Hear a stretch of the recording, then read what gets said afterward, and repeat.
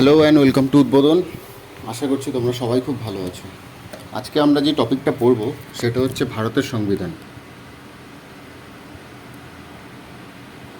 ভারতের সংবিধান।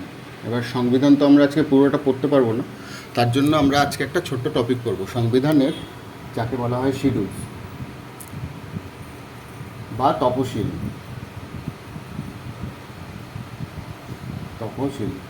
এইগুলো কোথা থেকে এসছে এবং এগুলো কতগুলো রয়েছে। প্রথমে আমাদের জানতে হবে ভারতের সংবিধান। ভারতের সংবিধান লাগু হয়েছিল, মানে ভারতে লাগু হয়েছিল 1950 সালে 26শে জানুয়ারি। ভারতের সংবিধান ভারতে লাগু হয়েছিল 1950 সালে 26শে জানুয়ারি। এবার 26শে জানুয়ারি তো ভারতের সংবিধান লাগু হয়েছিল। সংবিধানটা গ্রহণ করা হয়েছিল বা গৃহীত করা হয়েছিল বা অ্যাডপ্টেড করা হয়েছিল, অ্যাডপ্টেড বা গ্রহণ করা হয়েছিল 1949 সালে 26শে নভেম্বর। 1949 সালের 26শে নভেম্বর এই দিনে অ্যাডপ্টেড করা হয়েছিল। এবার এই দিনগুলোতে যখন সংবিধানটা অ্যাডপ্টেড করা হলো, সেই সময় ভারতের সংবিধানের শিডিউলস ছিল 8টি।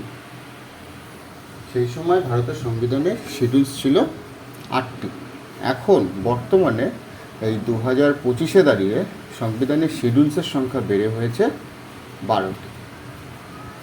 বোঝা গেল? তাহলে প্রথমে সংবিধানের শিডিউলসের সংখ্যা ছিল 8টি এবং কালক্রমে যখন শিডিউলসের সংখ্যা বাড়ছে, এখন বর্তমানে সেই শিডিউলসের সংখ্যা কত? 12টি। এবার আমরা আজকে সেই 12টা শিডিউলস পড়ব, কীভাবে এসছে এবং কোথা থেকে এসছে। 12টা শিডিউলস আমরা পড়ব। 1, 2, 3, 4, 5, 6। প্রথমে আমরা 6টা শিডিউলস পড়ি। প্রথম শিডিউলস যেটা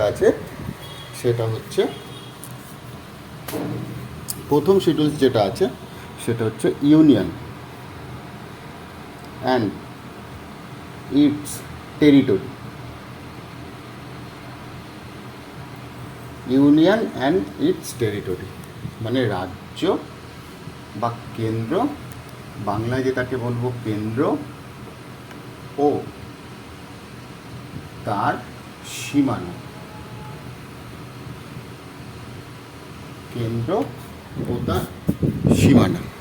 বোঝা গেল? Union and it's territory. এইবার ভারতে বর্তমানে কতগুলো রাজ্য আছে? ইউনিয়ন মানে কি? অনেকগুলো রাজ্য মিলিত হয়ে হবে কেন্দ্র, তাই তো? তাই তো? অনেকগুলো রাজ্য, যেমন ভারত হচ্ছে একটা দেশ, তাই তো? তো ভারত এই যে দেশ, এর ভেতরে মহারাষ্ট্র এখানে, গোয়া এখানে, তারপরে কর্ণাটক, এদিকে অন্ধ্রপ্রদেশ, তারপর চেন্নাই, এখানে কেরালা, তাই তো? তা এই রাজ্যগুলো মিলে একটা ইউনিয়ন বা কেন্দ্র তৈরি হবে, তাই তো? তো রাজ্য প্লাস কেন্দ্র শাসিত অঞ্চল, ঠিক আছে? এইবার আমাকে যদি প্রশ্ন করা হয় যে কতগুলো রাজ্য আছে এবং কতগুলো কেন্দ্রশাসিত অঞ্চল আছে, আমি কি বলবো? আমাদের বর্তমানে রাজ্য হচ্ছে 28টি। বর্তমানে রাজ্যের সংখ্যা হচ্ছে 28টি। দেখা যাচ্ছে? বর্তমানে রাজ্যের সংখ্যা হচ্ছে 28টি। এইবার এই 28টির মধ্যে লেটেস্ট যেগুলো হয়েছে সেগুলোকে আমাদের জানতে হবে। 28টার মধ্যে 2014 সালে 2 জুনে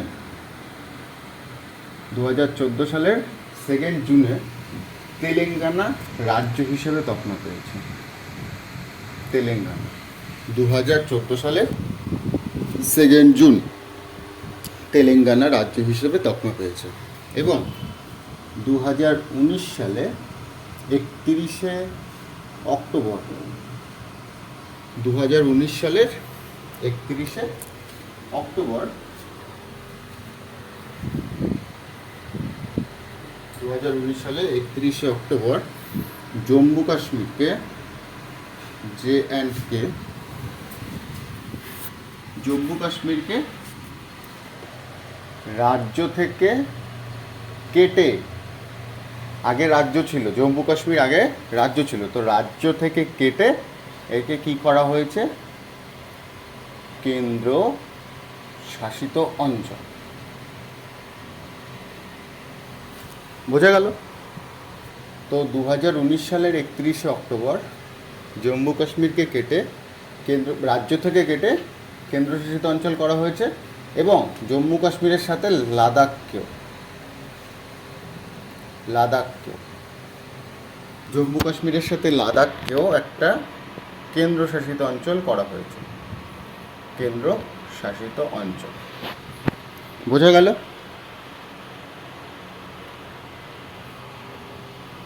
এবার এই 31শে অক্টোবর দিনটাকেই কেন রাখা হয়েছে, 31শে অক্টোবর দিনটাকেই কেন রাখা হয়েছে, তার কারণ এই দিন সর্দার বল্লভভাই প্যাটেল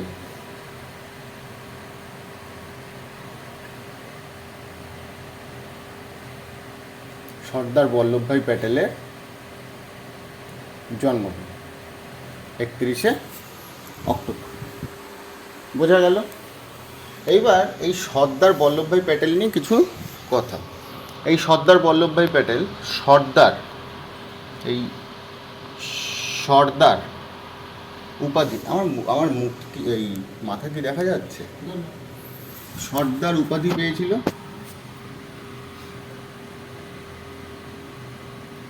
সর্দার বল্লভভাই প্যাটেল, দেখে নে ভালো করে, সর্দার বল্লভভাই প্যাটেল এই সর্দার যে কথাটা, সেটার উপাধি পেয়েছিল বরদৌলি সত্যাগ্রহতে অংশগ্রহণ করেছিল। বরদৌলি সত্যাগ্রহ যখন হচ্ছিল, এই বরদৌলি সত্যাগ্রহের যে মহিলারা ছিল,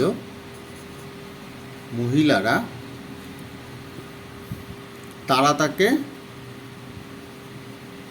সর্দার উপাধি দিয়েছিল। সর্দার উপাধি দিয়েছিল কত সালে? 1928 সালে। মনে থাকবে?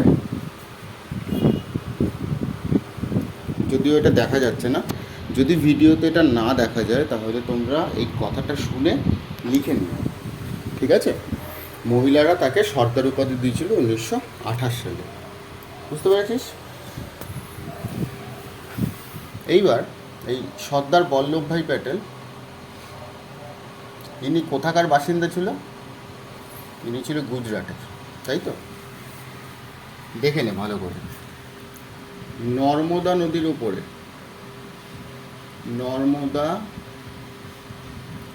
ওপর বাঁধ, এনার নাম অনুসারে সর্দার সরোবর বাঁধ। নর্মদা নদীর ওপরে কার নামের ওপরে বাঁধ? এই সর্দার বল্লভভাই প্যাটেলের নামের ওপরে বাঁধ, ঠিক আছে? আর একটা নর্মদা নদীর ওপরে, আমি ওই নিচে তো দেখা যাচ্ছে না, ওটা ওপরে লিখে দিই। এই নর্মদা নদীর ওপরে একটা স্ট্যাচু বানানো হয়েছে, যার নাম হচ্ছে স্ট্যাচু অফ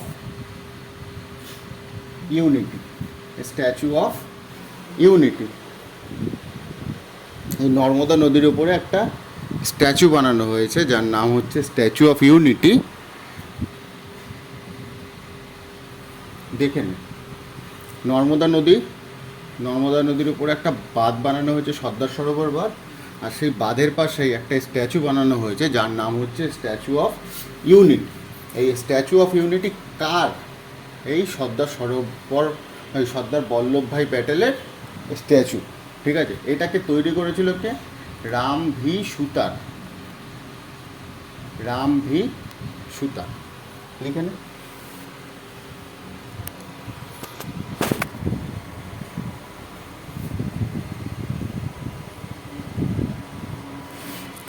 রাম ভি সুতার। ঠিক আছে,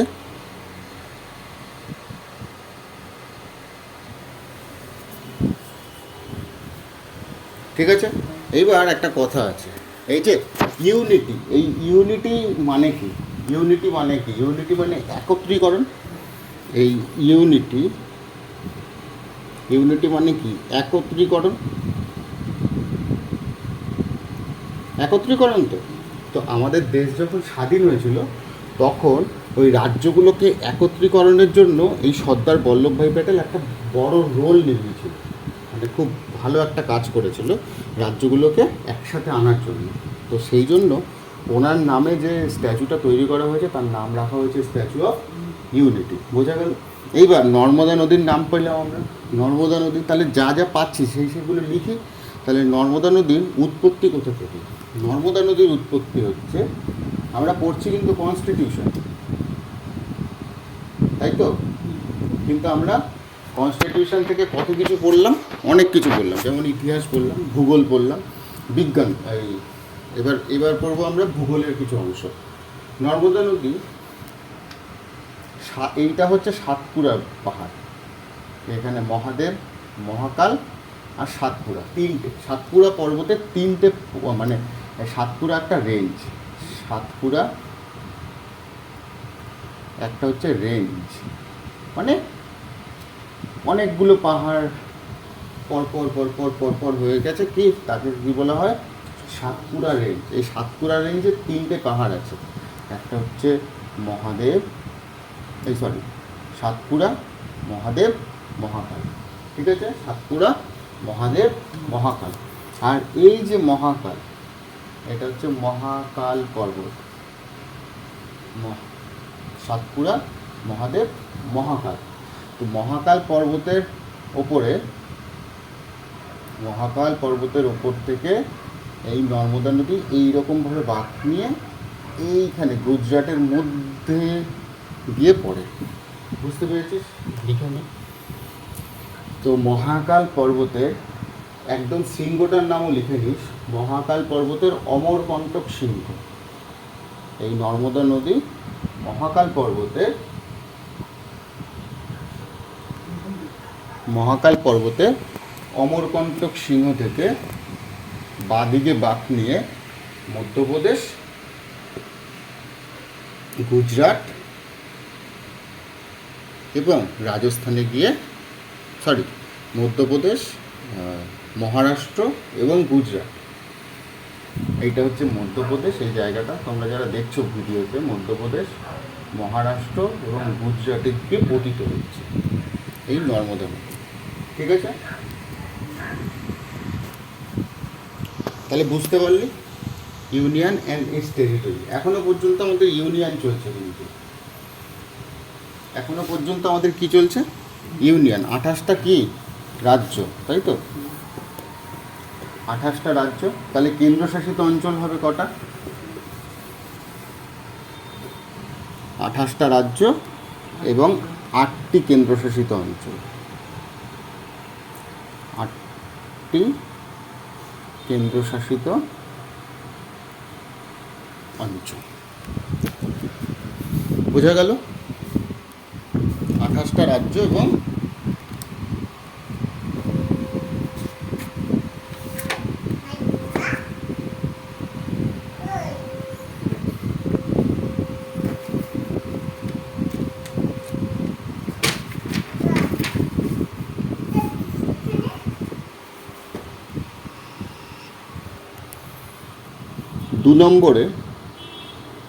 দু নম্বর শিডিউলসের 2 নম্বরে হচ্ছে স্যালারি বা বেতন। ঠিক আছে সুজিত? তো প্রথম শিডিউলসটাই কী ছিল? রাজ্য ও কেন্দ্রশাসিত অঞ্চল বা ইউনিয়ন অ্যান্ড ইটস টেরিটরি। 2 নম্বরে কী আছে? স্যালারিস বা বেতন। এবার কাদের বেতনের কথা এখানে বলা হচ্ছে?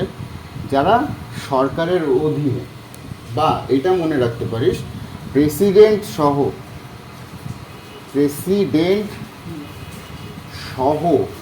শুনেন, প্রেসিডেন্ট সহ যাদের একটা সাংবিধানিক ক্ষমতা আছে, প্রেসিডেন্ট সহ যাদের একটা সাংবিধানিক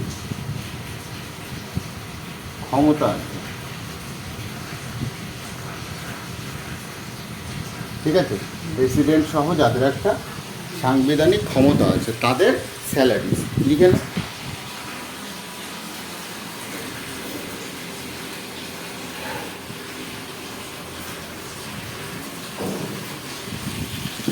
ওপর নিচে গিয়ে বলে আর তাড়াতাড়ি যে ধরে গেছে।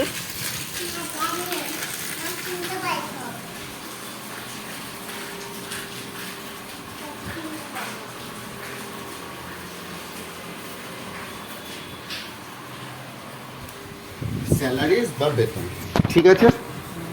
3 নম্বর শিডিউলসে কি আছে? ওথ, OATH, ওথ বা শপথ। 3 নম্বর শিডিউলসে কি আছে? ওথ বা শপথ, ঠিক আছে। 4 নম্বর শিডিউলসে কি আছে? অ্যালোকেশন সিট ইন রাজ্যসভা, ঠিক আছে। তো রাজ্যসভার আসন বন্টন,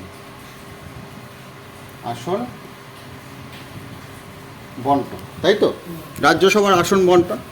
এইবার এই রাজ্যসভার আসন বন্টনে আমরা যেহেতু পশ্চিমবঙ্গের বাসিন্দা, তো পশ্চিমবঙ্গেরটা দেখতে হবে রাজ্যসভার আসন বন্টন।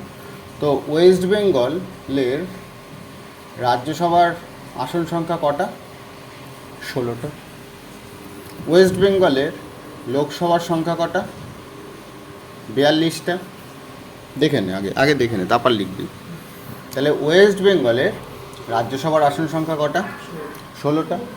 ওয়েস্ট বেঙ্গলের লোকসভার আসন সংখ্যা কটা? 42টা। আর ওয়েস্ট বেঙ্গলের বিধানসভার আসন সংখ্যা কটা? কীভাবে বার করব? এই যে লোকসভা ইন্টু 7, বিধানসভা মানে লোকসভা ইন্টু 7, তাহলে লোকসভা কটা? 42টা ইন্টু 7 করলে আমার বেরোবে 294টা আমাদের কি আছে? বিধানসভার সিট আছে, লিখে নাও 294টা।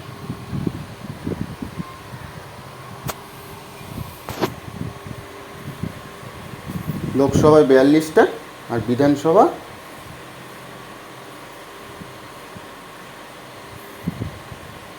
ঠিক আছে, বোঝা গেল। এইবার এই যে রাজ্যসভা, কখনো শুনেছিস যে রাজ্যসভার ভোট হচ্ছে? কখনো শুনিসনি, কিন্তু লোকসভার ভোট হচ্ছে এটা শুনেছিস, বিধানসভার ভোট হচ্ছে এটাও শুনেছিস। তাই রাজ্যসভায় যে বললাম 16 জন আছে, সে 16 জন যাচ্ছে কোথার থেকে? এই বিধানসভা থেকেই রাজ্যসভায় পাঠানো হচ্ছে তাকে, ঠিক আছে, বোঝা গেল। এইবার শুনে নে, রাজ্যসভায় মিনিমাম বয়স হতে হয় কত? রাজ্যসভায় পৌঁছতে গেলে 30 বছর। রাজ্যসভায় পৌঁছতে গেলে মিনিমাম কত বছর? 30 বছর। লোকসভায় পৌঁছতে গেলে মিনিমাম 25 বছর, বিধানসভাতেও 25 বছর। এইবার বিধানসভাতে যেই এমএলএটা রয়েছে, বিধানসভায় যারা থাকে তাদের কি বলা হয়? এমএলএর ফুল ফর্ম কি? এমএলএর ফুল ফর্ম হচ্ছে মিনিস্টার অফ লেজিসলেটিভ অ্যাসেম্বলি, বোঝা গেল। The minister of legislative assembly. আর লোকসভায় যারা থাকে তাদের বলে এমপি, মিনিস্টার অফ পার্লামেন্ট। তো আমাদের যেটা থাকে রাজ্যে, সেটাকে বলা হয় লেজিসলেটিভ অ্যাসেম্বলি, আর কেন্দ্রে যেটা থাকে তাকে বলা হয় পার্লামেন্ট। এবার যেই এমএলএটা 25 বছরে ধর একদম নিয়োগ হলো, সে কিন্তু চাইলেই রাজ্যসভায় যেতে পারবে না। তার যখন 30 বছর হবে, একটা এমএলএ, ধর আমি যদি এমএলএ হই, আমার 25 বছর বয়স, আমার যখন 30 বছর হবে তখন দল থেকে নির্বাচন হবে যে রাজ্যসভার সিট তখন ফাঁকা থাকবে, এবং তখন আমাকে ভোট করে এই ভোটটা করিয়ে আমাকে রাজ্যসভায় পাঠানো হবে।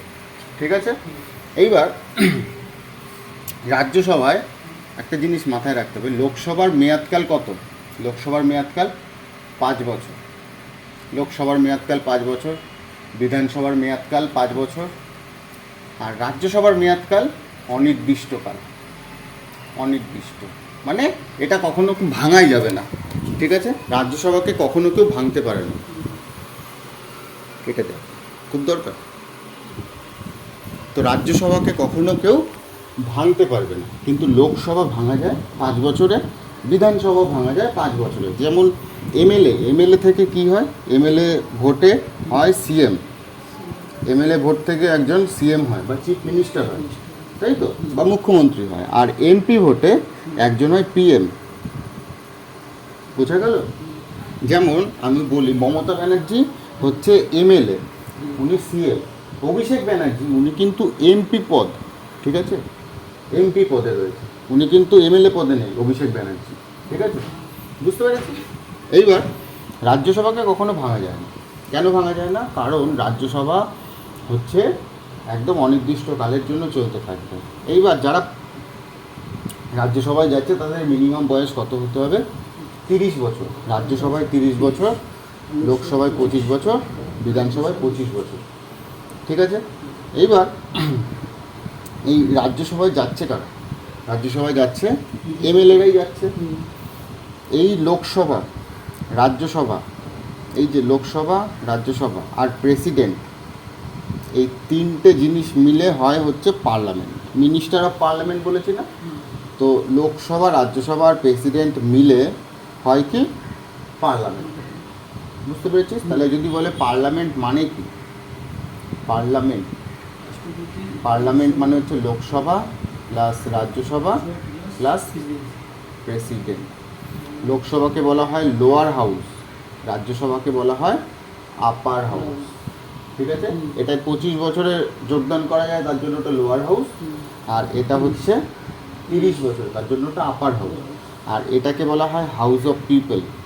ঠিক আছে, লোকসভাকে বলা হয় হাউস অফ পিপল, মানে এখানে প্রচুর লোক লোকসভাতে, কিন্তু রাজ্যসভাতে কিন্তু প্রচুর লোক নেই। লোকসভায় টোটাল, রাজ্যসভার টোটাল মানে সংখ্যা কত? না, রাজ্যসভার টোটাল হচ্ছে 250 জন। 250 জনের বেশি রাজ্যসভায় হয় না। ঠিক আছে, আর লোকসভায় 450। বুঝতে পেরেছিস? রাজ্যসভায় 250 জনের মধ্যে 12 জনকে, ভালো করে শুনতে হবে, নাহলে পরে যখন ভিডিও আপলোড হবে শুনে নিন। 250 জনের মধ্যে 12 জনকে রাষ্ট্রপতি নিয়োগ করে, 12 জনকে। ঠিক আছে, রাষ্ট্রপতি, যেমন দেখবি সচিন তেন্ডুলকার আগে ছিল, এখন কে আছে বলতো? ওই অমিতাভ বচ্চনের বউ জয়া বচ্চন রয়েছে, তো জয়া বচ্চনকে রাষ্ট্রপতি নিয়োগ করেছে। বুঝতে পেরেছিস? তো এইরকম মানুষদের রাষ্ট্রপতি নিয়োগ করে। আর লোকসভায় আগে এই 450 বলছে, এটা 550। যারা ভিডিওটা দেখছো একটু দেখে নিও, 550। তো 550-এর মধ্যে আগে ওইখানে 2 জনকে রাষ্ট্রপতি নিয়োগ করতে পারতো 2020 সালের আগে। 2020 সালের আগে পারত, কিন্তু 104তম অ্যামেন্ডমেন্টের মধ্যে সেই যারা 2 জনকে অ্যাংলো ইন্ডিয়ান হিসেবে নিয়োগ করতো তাদের আর নিয়োগ করতে পারে না। বুঝতে পেরেছিস? তাহলে এটা গেল অ্যালোকেশন সিটিং রাজ্যসভা, পুরোটা বোঝা গেল? পরে আবার দেখে নিবি, পুরো দেখবি ক্লিয়ার হয়ে যাবে। এ শিডিউলস নামেই শিডিউলস পড়ানো হচ্ছে না, এর থেকে অনেক বেশি কিছু পড়ানো হচ্ছে। ঠিক আছে, এটা গেল 4। 5 এবং 6 এই দুটোকে একসাথে লিখি। 5 এবং 6, 5 এবং 6 এই দুটোকে একসাথে লিখি। এই 5 এবং 6 দুটোকে একসাথে লিখে তুই লেখ schedule and tribal area. Schedule and tribal area. ঠিক আছে, তপশিলি, বাংলায় হচ্ছে তপশিলি এবং উপজাতি এলাকা, উপজাতি এলাকা, তপশিলি এবং তার উপজাতি এলাকা, ঠিক আছে, শিডিউল অ্যান্ড ট্রাইবাল এরিয়া। এবার এই জায়গাগুলো কি আর্টিকেল 6-এর আন্ডারে কিছু শিডিউলস অ্যান্ড ট্রাইবাল এরিয়া আছে। যেমন আমি যদি ভারতের ম্যাপটা আঁকি, এই রকম দিয়ে আবার এই রকম আসছে, তারপরে এই রকম, তাই তো। তো এই জায়গাটায় এই দেশটার নাম কি? বাংলাদেশ। তো এটা তো পশ্চিমবঙ্গ, পশ্চিমবঙ্গ। এই পশ্চিমবঙ্গ ছাড়া ওপরে যেই রাজ্যগুলো আছে, এইটা হচ্ছে আসাম, মেঘালয়, মিজোরাম আর ত্রিপুরা। তো এখানে 4টে রাজ্য আছে, আসাম, মেঘালয়, মিজোরাম আর ত্রিপুরা। এদেরকে বলা হচ্ছে, ঠিক আছে, কেননা এই জায়গাগুলো সংরক্ষণ করা যায়, ঠিক আছে, আসাম, মেঘালয়, মিজোরাম এবং ত্রিপুরা, যারা বাংলাদেশের সাথে, পশ্চিমবঙ্গ ছাড়া যারা বাংলাদেশের সাথে সীমানা বন্টন করছে। এটা গেল 5 আর 6 একসাথে হয়েছে। 7-এ বলছি, তাহলে 6টা আমাদের মুখস্থ হবে। 7 নম্বর হচ্ছে কনকারেন্ট লিস্ট,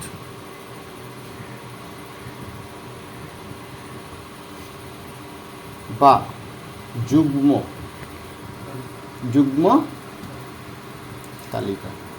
এখানে একটা হচ্ছে ইউনিয়ন লিস্ট, একটা হচ্ছে স্টেট লিস্ট,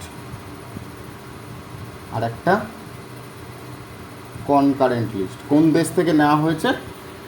অস্ট্রেলিয়া থেকে, অস্ট্রেলিয়া থেকে, ঠিক আছে। অস্ট্রেলিয়ার রাজধানীর নাম কি? ক্যানবেরা। অস্ট্রেলিয়ার রাজধানীর নাম কি? ক্যানবেরা, ঠিক আছে। তো যুগ্ম তালিকায় ইউনিয়ন লিস্টে আছে, স্টেট লিস্টে আছে এবং কনকারেন্ট লিস্টে আছে। বিষয়টা হচ্ছে ইউনিয়ন লিস্টে বা কেন্দ্রীয় লিস্টে কিছু কিছু জিনিস থাকে, ঠিক আছে। কেন্দ্রীয় লিস্টে জিনিস থাকে যেমন সিটিজেনশিপ, যেটা নিয়ে এখন খুব তালবাহানা চলছে, সিটিজেনশিপ। রাজ্যর তালিকায় কিছু জিনিস থাকে, যেমন রাজ্যের হচ্ছে পুলিশ। আর কনকারেন্ট লিস্টের মধ্যে কিছু জিনিস থাকে যেমন শিক্ষা। বুঝে গেল? তো ইউনিয়ন লিস্ট, স্টেট লিস্ট এবং কনকারেন্ট লিস্ট, 3টে। আমারও এসছি, তো ইউনিয়ন লিস্ট, স্টেট লিস্ট এবং কনকারেন্ট লিস্ট। ইউনিয়ন লিস্টে কটা আছে? 97টা। এটায় কটা আছে? 52টা। আর এটায় 47। বুঝে গেল? ইউনিয়ন লিস্ট, স্টেট লিস্ট এবং কনকারেন্ট লিস্ট, এগুলো লিখে নিস, ঠিক আছে। 7। এরপরে হচ্ছে 8। 8-এ কি? 8-এ হচ্ছে ভাষা বা ল্যাঙ্গুয়েজ, ঠিক আছে। 8-এ কি হচ্ছে? ভাষা বা ল্যাঙ্গুয়েজ। প্রথমে যখন ভারত স্বাধীন হলো তখন এই 8 নম্বর শিডিউলস পর্যন্তই ছিল। প্রথমে বলেছি 8টা, প্রথমে বলেছি তো 8টা। তারপরে 8টাই ছিল, পরে 8-এর পরে 9, 10, 11, 12 এইগুলো তারপরে গিয়ে অ্যাড হয়েছে এবং সবকটাই দেখবি কিছু অ্যামেন্ডমেন্টের মাধ্যমে অ্যাড করা হয়েছে। তো ভাষা প্রথমে ছিল 14, আর এখন বর্তমানে 22টি ভাষা। কিভাবে এসছে ভাষাগুলো যদি জানি তাহলে কিভাবে জানবো? 14টা ভাষা ছিল, এখন বর্তমানে 22টা ভাষা। তা ভাষাগুলো তাহলে অ্যামেন্ডমেন্ট করেই আনা হয়েছে। ভাষাগুলো তাহলে কি করা হয়েছে? অ্যামেন্ডমেন্ট করেই আনা হয়েছে। তো 14 পরে 15 নম্বর ভাষা হচ্ছে 21তম, ঠিক আছে। এতে কি? সিন্ধি। এই সিন্ধিটা বলা হয় কোথায়? গুজরাট লাগোয়া, ঠিক আছে। 21তম। তারপরে কত? 71তম, 21তম, তারপরে 71তম। এই 71তম অ্যামেন্ডমেন্ট, 21তম অ্যামেন্ডমেন্ট 1967, 71তম অ্যামেন্ডমেন্ট 1992, আর তারপরে এই দুটো যোগ করলে কত হচ্ছে 92তম অ্যামেন্ডমেন্ট। এই অ্যামেন্ডমেন্ট 2003। সিন্ধি একটা ভাষা, তাহলে 14 পরে 1 হলো কত 15। 71তম অ্যামেন্ডমেন্টে 3টে ভাষা, বল। মণিপুরি,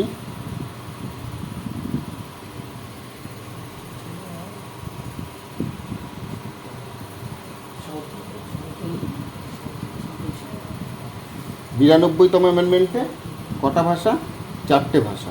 তো 14, 15, 16, 17, 18, 19, 20, 21, 22, ঠিক আছে। 92, তাহলে 21তম অ্যামেন্ডমেন্টে ভাষার কোন ভাষা? সিন্ধি ভাষা, তাই তো।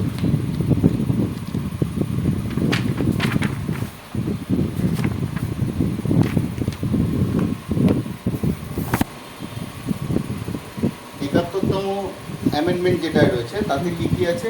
মণিপুরি, কোঙ্কনি,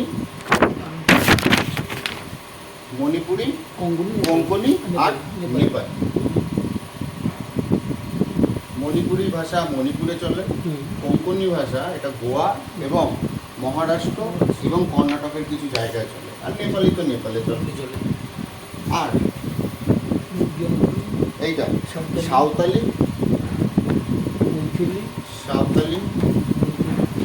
মৈথিলি, বোড়ো আর ডোগরি, তাই তো। বোড়ো আর ডোগরি। ডোগরি ভাষাটা কোথায় চলে? জম্মু কাশ্মীর। আর বোড়ো ভাষাটা কোথায় চলে? আসাম, ঠিক আছে। তো এইভাবে আমাদের ভাষাটা অ্যাড হয়েছে আমাদের দেশে, ঠিক আছে।